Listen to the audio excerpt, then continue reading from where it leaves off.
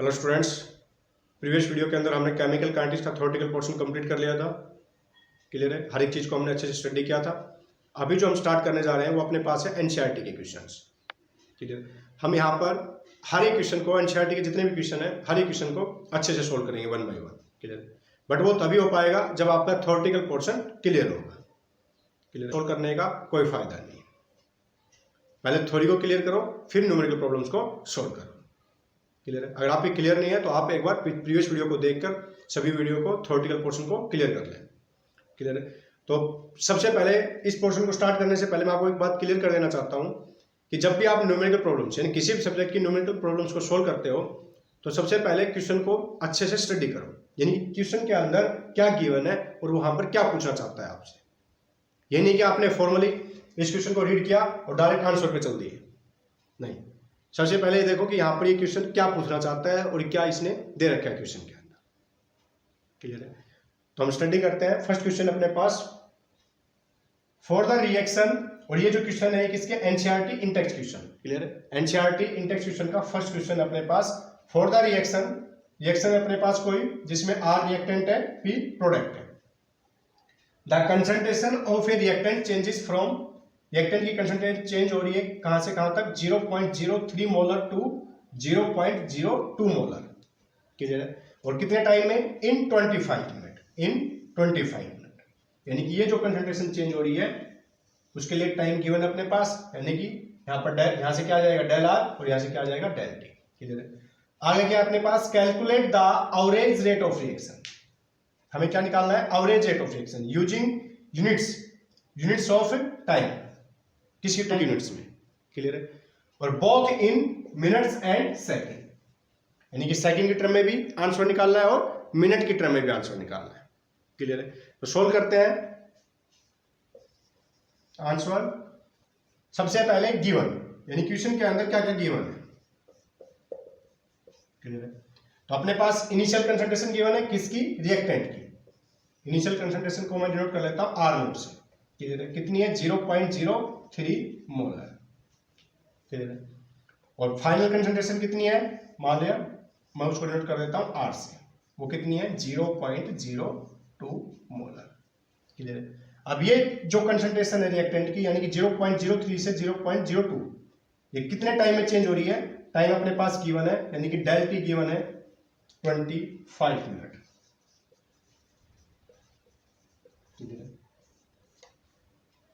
यानी कि यहां पर टोटल टाइम दे रखा है, यानी चेंज इन टाइम दे रखा है कि इस टाइम के अंदर इतनी कंसंट्रेशन चेंज हुई है किसकी, रिएक्टेंट की। अब हमें क्या निकालना है, आर एवरेज, यानी कि average rate of reaction. Clear है, अब यहां पर कंसंट्रेशन किसकी टर्म में, रिएक्टेंट की टर्म में, तो फॉर्मूला क्या होगा, del R upon del T. Clear है, change in concentration of reactant upon change in time. Clear है, यहां पर क्या हो जाएगा, चेंज कैसे निकलता है, फाइनल माइनस इनिशियल। फाइनल क्या है, 0.02, इनिशियल क्या है 0.03 अपॉन टाइम कितना अपने पास, 25 मिनट। क्लियर, यहां से इसको सोल्व करो, कितना आ जाएगा अपने पास, -0.01, ये माइनस का आएगा, और यहां पर क्या आएगा, 25। क्लियर है, इसको सोल्व करोगे तो कितना आ जाएगा अपने पास, आर एवरेज आ जाएगा 1/25, ये हो जाएगा 0.04, यानी कि 4 × 10⁻⁻⁴, और ये क्या हो जाएगा, प्लस हो जाएगा, माइनस माइनस प्लस। क्लियर है, तो 4 × 10⁻⁴, और जो यूनिट आएगी वो क्या आएगी, मोलर मिनट इनवर्स, क्योंकि यहां पर टाइम किस में है, मिनट में है। क्लियर है, तो मिनट की टर्म में अपने पास आंसर आ गया। अब हमें किसकी टर्म में निकालना है, सेकंड की टर्म में भी निकालना है। वो कैसे आएगा, टाइम जब अपने पास मिनट में है उसको किस में चेंज कर लेंगे, सेकंड में। तो यहां पर क्या हो जाएगा, 0.01, 25 × 60, मिनट को किस में चेंज कर लिया, सेकंड में। तो आंसर क्या आ जाएगा अपने पास, 6.66 10⁻⁻⁶ मोलर पर सेकंड। क्लियर है, ये किस में आ गया, सेकंड की टर्म में, ये किस में आ गया, मिनट की टर्म में। क्लियर है, तो फर्स्ट क्वेश्चन क्लियर हो गया। अब नेक्स्ट क्वेश्चन अपने पास सेकंड क्वेश्चन अपने पास, इन रिएक्शन, रिएक्शन गिवन अपने पास, क्या रिएक्शन, रिएक्टेंट है ए, किसके अंदर चेंज हो रहा है, प्रोडक्ट के अंदर, और यहाँ पर ए के साथ जो कोफिशिएंट है वो क्या है, 2। क्लियर है। द कंसंट्रेशन ऑफ ए की कंसंट्रेशन डिक्रीज फ्रॉम 0.5 मोल पर लीटर टू 0.4 मोल पर लीटर, यानी कि ए की जो कंसंट्रेशन डिक्रीज हो रही है वो कितना डिक्रीज हो रही है, 0.5 से 0.4 मोल पर लीटर इन 10 मिनट, यानी कि जो अपने पास टाइम इंटरवल है वो कितना है, 10 मिनट, यानी कि इस टाइम पीरियड के अंदर ए की कंसंट्रेशन कितना डिक्रीज हो रही है, 0.5 से 0.4। क्लियर है। तो यहां से क्या आ जाएगा, चेंज इन कंसंट्रेशन आ जाएगा और चेंज इन टाइम आ जाएगा। क्लियर है। क्या पूछ रखा है अपने पास, calculate the rate during this interval, यानी कि इस टाइम पीरियड के अंदर इस रिएक्शन का रेट क्या है उसको कैलकुलेट करना है। क्लियर है। तो सोल्व करते हैं। सबसे पहले गिवन, यानी कि क्वेश्चन के अंदर क्या क्या दे रखा है उसको लिखते हैं। तो अपने पास ए की इनिशियल कंसंट्रेशन है, इनिशियल कंसंट्रेशन को मैं A1 से डिनोट कर देता हूं, कितनी है, 0.5 मोल पर लीटर। क्लियर है। और फाइनल कंसंट्रेशन भी गिवन है, उसको मैं डिनोट कर देता हूं A2 से, वो कितना है, 0.4 मोल पर लीटर। क्लियर है। अब ये जो कंसंट्रेशन चेंज हो रही है वो उसके लिए अपने पास इंटरवल ऑफ टाइम दे रखा है, कितना है, 10 मिनट, यानी कि डेल टी गिवन है 10 मिनट। यानी कि ये जो कंसंट्रेशन चेंज हो रही है वो कितने टाइम में चेंज हो रही है, 10 मिनट में। क्लियर है। तो यहां पर इंटरवल ऑफ टाइम दे रखा है। क्लियर है। अब अपने पास क्या पूछ रखा है, आर एवरेज। क्या पूछ रखा है, are average.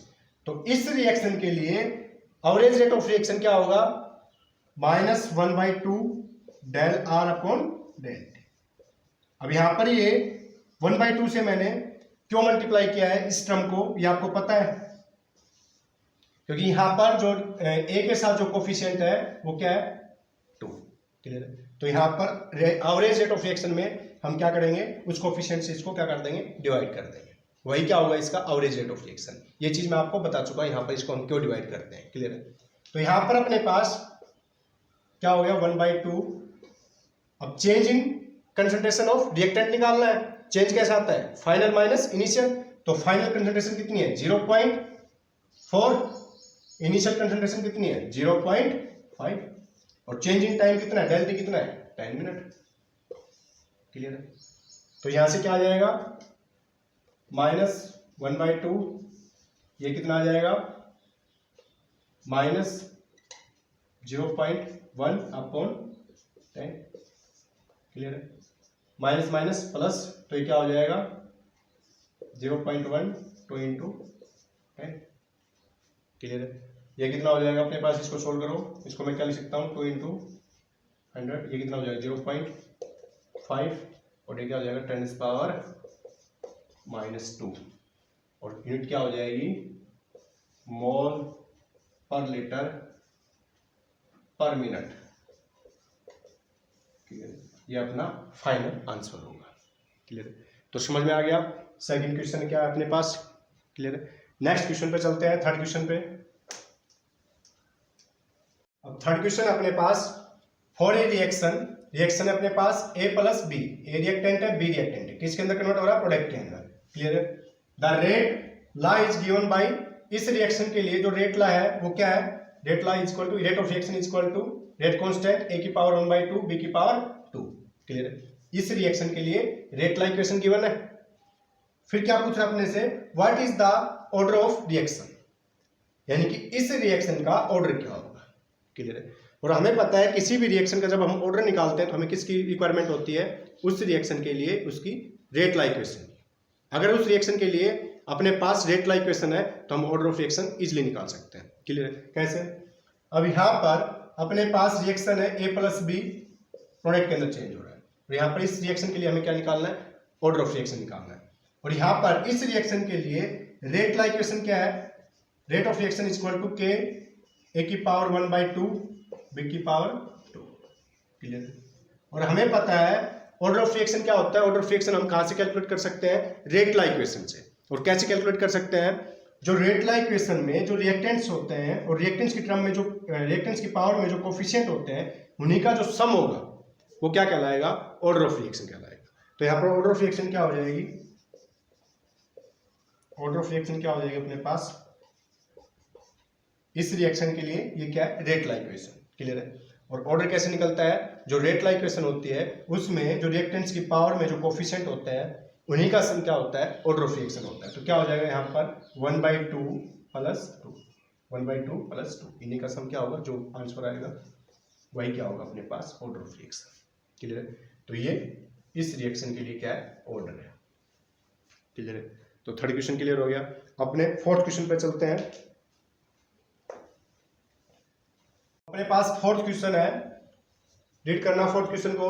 The conversion of molecules X to Y, यानी कि अपने पास कोई रिएक्शन है जिसके अंदर X रिएक्टेंट है, Y प्रोडक्ट है, फॉलोज सेकंड ऑर्डर काइनेटिक्स, यानी कि ये जो रिएक्शन है किस ऑर्डर की रिएक्शन है, सेकंड ऑर्डर की रिएक्शन है। क्लियर है। If concentration of X is increased to 3 times, यानी कि अगर हम X की कंसंट्रेशन को कितना इंक्रीज कर रहे हैं, 3 टाइम कर रहे हैं, तो how will it affect the rate of formation of Y। जब हम X की कंसंट्रेशन को 3 टाइम करेंगे तो rate of formation of Y पर क्या इफेक्ट होगा, इस चीज के बारे में स्टडी करना है। क्लियर है। तो सबसे पहले गिवन लिखते हैं, क्वेश्चन के अंदर क्या क्या गिवन है। अब यहां पर अपने पास रिएक्शन गिवन है, रिएक्शन क्या है, X convert into Y। Clear है। और ये जो रिएक्शन है ये किस ऑर्डर की है, सेकंड ऑर्डर की, ये गिवन है। तो इस रिएक्शन के लिए रेट ला इक्वेशन क्या हो जाएगी, rate is equal to K X की पावर 2। क्लियर है। क्योंकि यहां पर गिवन है ये जो रिएक्शन है 21 ऑर्डर की रिएक्शन है, सेकंड ऑर्डर रिएक्शन है, तो इस रिएक्शन के लिए हम रेट ला इक्वेशन लिख सकते हैं। क्लियर है। अब मान लिया यहां पर जो X की कंसंट्रेशन है वो क्या है, A मोल पर लीटर, ये X की कंसंट्रेशन है। क्लियर है। तो यहां पर रेट ऑफ रिएक्शन क्या हो जाएगा, के कंसंट्रेशन कितना है मान लिया A, तो क्या हो जाएगा A²। क्लियर। ये क्या हो गया इस रिएक्शन के लिए रेट ऑफ रिएक्शन। क्लियर। अब ये क्या कह रहा है कि अगर मैं X की कंसंट्रेशन को कितना कर दूं, 3 टाइम्स, यानी क्या कर दूं 3A मोल पर लीटर। क्लियर। अब देखना यहां पर रेट ऑफ रिएक्शन क्या हो जाएगा, rate of reaction, rate law equation क्या है, X², तो रेट ऑफ रिएक्शन क्या हो जाएगा, K X की कंसंट्रेशन कितनी है 3A, तो कितना हो जाएगा की पावर 2K9A²। क्लियर, यानी कि 9KA²। अब देखना जब हमने 3 टाइम की तो रेट ऑफ रिएक्शन क्या हो गया 9KA², और यहां पर क्या है K², यानी कि रेट ऑफ रिएक्शन कितने टाइम इंक्रीज होगी, 9 टाइम्स। अगर rate of reaction 9 time increase हो गई तो rate of formation of Y भी कितना इंक्रीज हो जाएगा, 9 टाइम्स इंक्रीज हो जाएगा। क्लियर। तो यहां पर आंसर क्या हो जाएगा, rate of formation of Y increase 9 times when we increase the concentration of X 3 times। Clear है। तो फोर्थ क्वेश्चन क्लियर हो गया। अब नेक्स्ट क्वेश्चन अपना फिफ्थ, अपने पास फिफ्थ क्वेश्चन है, a first order reaction has a rate constant, यानी कि अपने पास कोई रिएक्शन है वो किस ऑर्डर की रिएक्शन है, फर्स्ट ऑर्डर रिएक्शन है। क्लियर है, ये चीज गिवन है। Has a rate constant 1.15 10⁻³ second inverse. Clear है। उसके लिए रेट कांस्टेंट की वैल्यू गिवन है, वो कितनी है 1.15 10⁻³ सेकंड इनवर्स। क्लियर है। How long will 5 gram of this reactant take to reduce to 3 gram. अब ये यहां पर क्या पूछना चाह रहा है, क्या हमसे कैलकुलेट करवाना चाह रहा है कि अपने पास कोई रिएक्टेंट है उसकी इनिशियल कंसंट्रेशन क्या है 5 ग्राम और फाइनल कंसंट्रेशन कितनी है 3 ग्राम। तो इस रिएक्शन के अंदर उस रिएक्टेंट की कंसंट्रेशन 5 ग्राम से 3 ग्राम आने में कितना टाइम लगेगा। क्लियर है। हमें क्या निकालना है कि उस रिएक्टेंट की कंसंट्रेशन, कोई भी रिएक्टेंट अपने पास, उसकी कंसंट्रेशन इनिशियल कंसंट्रेशन यानी कि 5 ग्राम से 3 ग्राम आने में कितना टाइम लगेगा। हमें क्या निकालना है, टाइम निकालना है। क्लियर है। तो सॉल्व करते हैं। अब यहां पर गिवन क्या है अपने पास, गिवन क्या है रिएक्शन किस ऑर्डर की है, मान लिया कोई भी रिएक्शन है, ए किसके अंदर कन्वर्ट हो रहा है, प्रोडक्ट के अंदर, किस ऑर्डर की रिएक्शन है, फर्स्ट ऑर्डर की रिएक्शन, ये एक चीज गिवन है, क्लियर है। इस रिएक्शन के लिए रेट कांस्टेंट की वैल्यू गिवन है, कितनी है, 1.15 ten power -3 second inverse, clear है। इसके लिए इनिशियल कंसंट्रेशन गिवन है, मान लिया इनिशियल कंसंट्रेशन को मैं डिनोट कर देता हूं A1 से, कितनी है 5 ग्राम, फाइनल कंसंट्रेशन कितनी है, इसको डिनोट कर देता हूं A2 से 3 ग्राम, क्लियर है।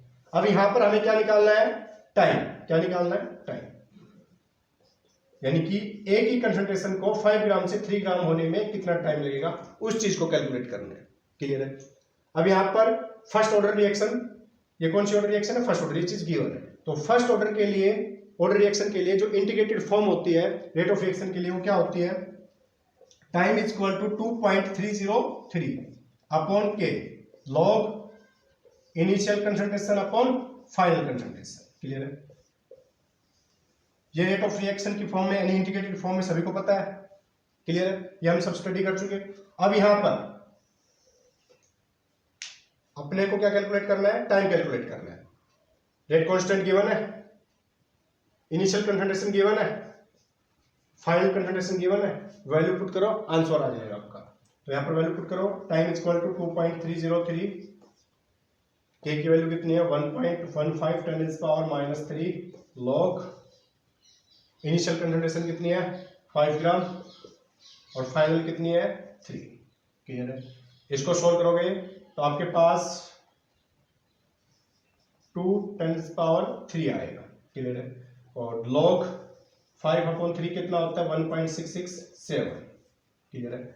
और log 1.667 की वैल्यू होती है 2 × 10 टू पावर 3 और इसकी वैल्यू आएगी आपके पास अप्रोक्स 0.2219, क्लियर है। और इसको सोल्व करोगे तो आपके पास आंसर आएगा अप्रोक्स 440 सेकेंड, क्लियर है। ये आपका फाइनल आंसर होगा, यानी कि जो ये रिएक्शन है 5 ग्राम से 3 ग्राम आने में ए की कंसंट्रेशन को कितना टाइम लगेगा 444 सेकेंड, क्लियर है। तो 5th क्वेश्चन क्लियर हो गया। नेक्स्ट क्वेश्चन पे चलते हैं। नेक्स्ट अपना 6th क्वेश्चन है। 6th क्वेश्चन अपने पास time required to decompose SO2 Cl2, यानी कि अपने पास कोई रिएक्शन है जिसके अंदर क्या है रिएक्टेंट SO2 Cl2, क्लियर है। ये डिकम्पोज हो रहा है to half of its initial amount is 60 minute, clear है। यानी कि जो अपने पास रिएक्टेंट है उसकी इनिशियल कंसंट्रेशन का हाफ होने में जो टाइम लग रहा है वो कितना लग रहा है 60 मिनट, यानी कि इस रिएक्शन के लिए टी हाफ गिवन है, clear. If the decomposition is a first order reaction, यानी कि ये जो रिएक्शन है किस ऑर्डर की है, फर्स्ट ऑर्डर, ये चीज भी गिवन है, क्लियर है। Calculate the rate constant of the reaction, हमें क्या कैलकुलेट करना है इस रिएक्शन के लिए, रेट कांस्टेंट कैलकुलेट करना है, क्लियर है। अब सोल्व करते हैं। सबसे पहले गिवन क्या अपने पास, गिवन क्या है टी हाफ गिवन है, इस रिएक्शन के लिए कितना है 60 मिनट, क्लियर है। और किस ऑर्डर की रिएक्शन है, ये भी चीज भी गिवन है, फर्स्ट ऑर्डर रिएक्शन है, क्लियर है। हमें क्या कैलकुलेट करना है, कैलकुलेट क्या करना है, रेट कांस्टेंट, क्लियर। अब हमें पता है फर्स्ट ऑर्डर रिएक्शन के लिए जो हाफ लाइफ टाइम होता है वो क्या होता है, T half is equal to 0.693 upon rate constant, clear है। अब अपने पास इसको इस फॉर्म में भी लिख सकता हूं मैं 0.693 अपॉन टी हाफ, क्लियर है। कैलकुलेट क्या करना है हमें, rate constant, T half given है, आंसर आ जाएगा, इसकी वैल्यू पुट कर दो 0.693, टी हाफ कितना है 60, यानी कि किस में है मिनट में। तो यहां से अपने पास फाइनल आंसर आ जाएगा इसका, और आंसर आएगा अपना, इसको सोल्व करोगे तो 1.155 10 to power -2 minute inverse, clear है। अगर सेकंड में कैलकुलेट करना है तो 0.693 60 × 6, इसको सोल्व कर लेना, जो भी आपका आंसर आएगा। तो ये चीज क्लियर होगी। तो नेक्स्ट क्वेश्चन पे चलते हैं, 7th क्वेश्चन पे। अपने पास 7th क्वेश्चन है, what will be the effect of temperature on rate constant, यानी कि रेट कांस्टेंट के ऊपर टेम्परेचर का क्या इफेक्ट होता है। ये चीज हम थ्योरेटिकल पोर्शन के अंदर स्टडी कर चुके हैं, यानी कि ये जो प्रॉब्लम है क्या है, थ्योरेटिकल प्रॉब्लम, क्लियर। तो स्टडी कर चुके हैं, हमें पता है रेट ऑफ, जो रेट कांस्टेंट की वैल्यू होती है या रेट ऑफ रिएक्शन जो होता है टेम्परेचर के साथ क्या होता है, इंक्रीज। अगर टेम्परेचर इंक्रीज करेंगे किसी भी रिएक्शन का तो वहाँ पर रेट कांस्टेंट की वैल्यू भी या रेट ऑफ रिएक्शन क्या होगा, इंक्रीज होगा। और हमने वहाँ पर ये भी स्टडी किया था, जब भी हम किसी भी रिएक्शन का टेम्परेचर 10 डिग्री सेल्सियस इंक्रीज करते हैं तो रेट ऑफ रिएक्शन क्या हो जाता है, डबल हो जाता है, यानी रेट कांस्टेंट की वैल्यू क्या हो जाएगी, डबल हो जाएगी। क्लियर है? तो आंसर क्या हो जाएगा इसका, सिंपल है, रेट ऑफ रिएक्शन या rate constant increase in temperature. Generally, when we increase the temperature by 10 degrees Celsius, then rate of reaction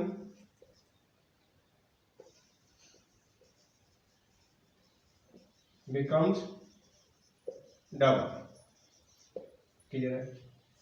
तो ये चीज क्लियर होगी। तो आज के लिए इतना ही, नेक्स्ट वीडियो में मिलते हैं नेक्स्ट क्वेश्चन के साथ। अभी इसके अंदर अपने पास एनसीईआरटी इन टेक्स्ट क्वेश्चन के 2 क्वेश्चन और बचे हुए हैं, उसके बाद एनसीईआरटी एक्सरसाइज के क्वेश्चन स्टार्ट करेंगे। क्लियर है? Thank you.